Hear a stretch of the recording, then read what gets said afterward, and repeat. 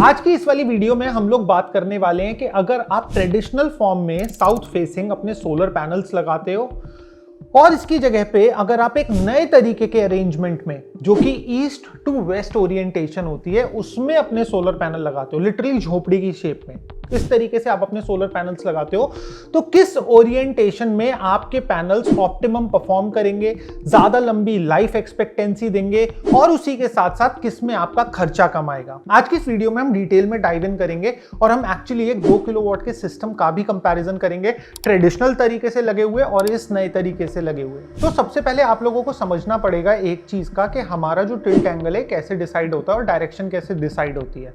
तो अगर हम अर्थ को लाइन ऑफ इक्वेटर से 2 हिस्सों में बांटते हैं, तो जो इक्वेटर के ऊपर वाला हिस्सा है जिसमें इंडिया आता है, हम लोग पैनल साउथ फेसिंग लगाते हैं, और जो इक्वेटर के नीचे वाला हिस्सा है जिसमें ऑस्ट्रेलिया आता है, वो लोग पैनल को नॉर्थ फेसिंग लगाते हैं, जिससे कि सन की ऑप्टिमम किरणें उन पैनल्स पर पड़ सकें और उनका प्रोडक्शन मैक्सिमाइज हो सके। अब क्या होता है, लॉन्गिट्यूड लैटिट्यूड के हिसाब से ये अब हमारे साइड में तो पैनल हम साउथ की तरफ ही रखेंगे, बट अगर मैं चेन्नई में लगा रहा हूं और मैं दिल्ली में लगा रहा हूं पैनल, तो इन दोनों में उसका एंगल, टिल्ट एंगल का डिफरेंस आने लगेगा ऑप्टिमम परफॉर्मेंस के लिए। तो अब अगर हम दिल्ली रीजन की बात करते हैं, तो दिल्ली रीजन में जो बेस्ट एंगल बैठता है वो बैठता है 28 डिग्री का, जिससे कि मेरे को मैक्सिमम प्रोडक्शन मिलेगा।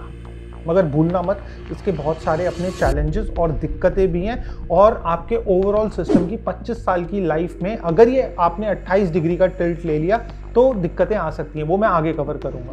बट एक्चुअल में क्या होता है, ऑन ग्राउंड जितने भी इंस्टॉलर्स होते हैं वो ज्यादातर 8, 12, 15, 18 इन्हीं डिग्री में खेलते हैं। अब उनके यही डिग्री पे इंस्टॉलेशन का रीजन क्या है, पहले मैं रीजन बताता हूं एक एक करके। अगर आपका पैनल आपने 28 डिग्री पे लगा दिया तो इस वजह से आपका रूफ स्पेस बहुत ज्यादा वेस्ट हो जाता है। अब लोगों के दिमाग में अरे भाई कैसे वेस्ट हो जाएगा, तो देखो हमारा ये रूफ है, हमने 28 डिग्री पे टिल्ट करके लगा दिया। अब एक पैनल लगा दिया, मान लेते हैं 2 पैनल लगा दिया, अब इसके ऊपर अगर मैं तीसरा पैनल फिट करने लगा तो आप समझ रहे हो एलिवेशन, ऊंचाई कितनी ज्यादा हो जाएगी। तो क्या होता है, मैं मैक्सिमम 1 या फिर 2 पैनल की एक टेबल बना सकता हूं। अब मेरे को अगर दूसरी टेबल बनाने की रिक्वायरमेंट है तो 28 डिग्री में मुझे दूसरी टेबल और दूर रखनी होगी, नहीं तो इस वाली टेबल की शैडो दूसरी टेबल पे आएगी। तो जो वो दूरी बनती है वो बीच का स्पेस वेस्ट हो जाता है, जिसकी वजह से हम इसको 12 या फिर 15 डिग्री रखते हैं, जिसकी वजह से मेरी दूसरी टेबल पहली टेबल के पास में आ सकती है और मेरे बीच का स्पेस वेस्ट होने से बच सकता है। तो अब आप समझे कि हम 28 डिग्री क्यों अवॉइड करते हैं और हम 12-15 डिग्री ही क्यों सूटेबल मानते हैं।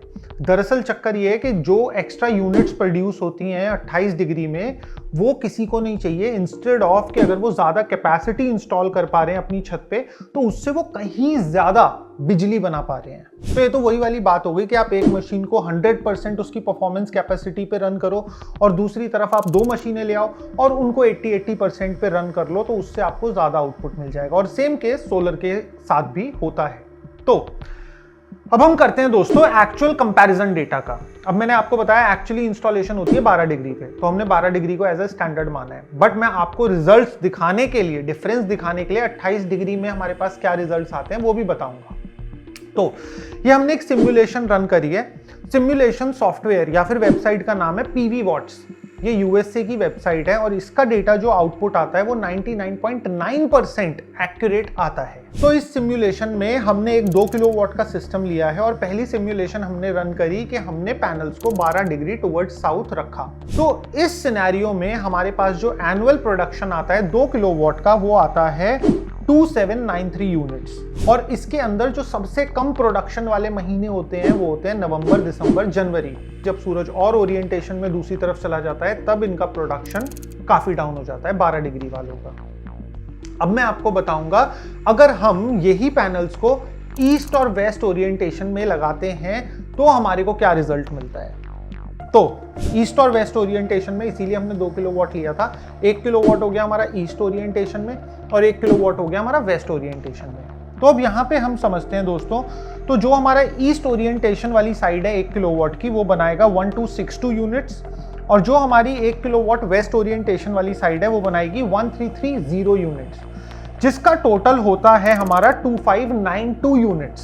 तो अगर हम साउथ फेसिंग पैनल्स को लगाते हैं 12 डिग्री टिल्ट में और हम ईस्ट टू वेस्ट फेसिंग लगाते हैं तो हम 7% एनुअल कम बिजली बना रहे हैं। अब लोगों को लगेगा ईस्ट टू वेस्ट फेसिंग बेकार है, बट आप रुक जाओ जब तक मैं आपको इसके फायदे और एक ओवरऑल परफॉर्मेंस बताऊं, तब तक के लिए रुको आप बस वीडियो में। बट उससे पहले अगर हम एक्चुअल में 28 डिग्री टिल्ट लगा देंगे तो हम कितनी ज्यादा बिजली बनाएंगे वो भी आप सुनते जाओ।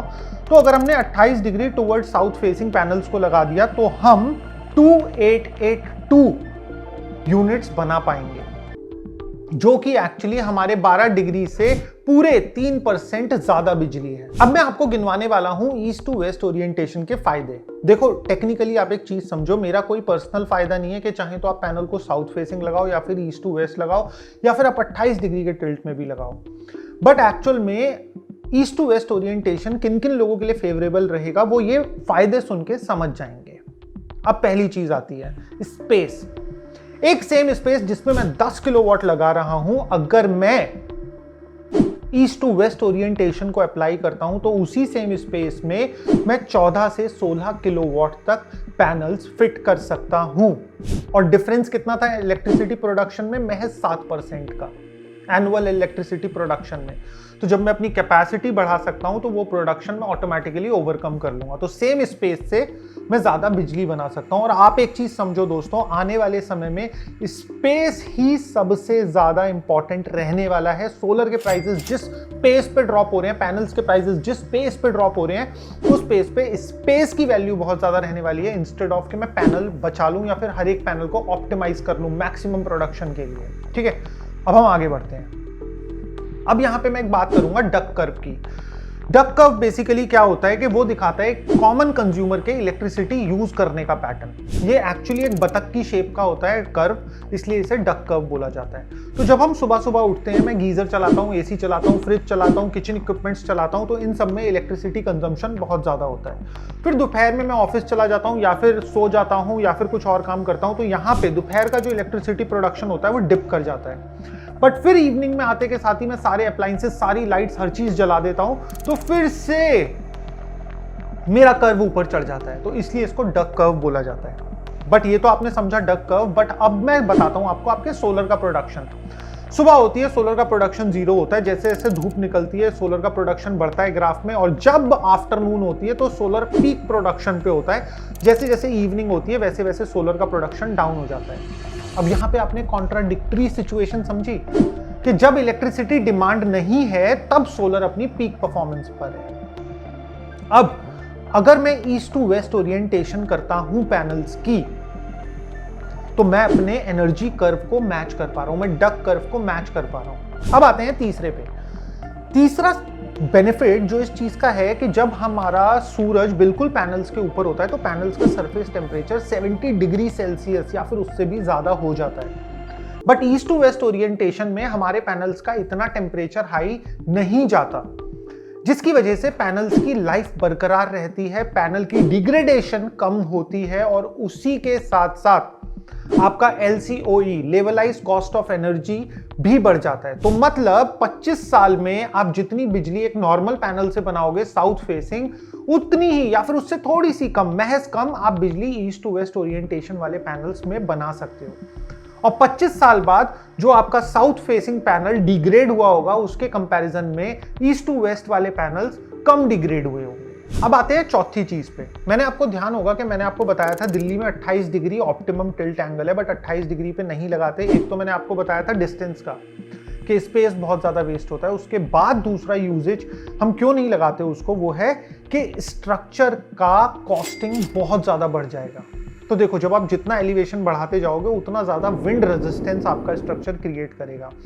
और जो हमारी टेस्टिंग होती है स्टैट प्रो की, जिसमें हम विंड एनालिसिस निकालते हैं, वो इस 28 डिग्री के टिल्ट को पास ही नहीं करेगा जब तक हम इसमें खूब भर के, खूब अच्छे से एंकरिंग करके लोहा नहीं लगा देंगे, तब तक वो इसको पास नहीं करेगा। तो ऑफ कोर्स क्या होगा, 28 डिग्री या फिर 12 डिग्री के टिल्ट में भी आपके स्ट्रक्चर का एक्सपेंडिचर ज्यादा होता है। अब आते हैं दोस्तों पांचवी चीज पे, जो कि बेनिफिशियल रहने वाली है आपके इन्वर्टर के लिए।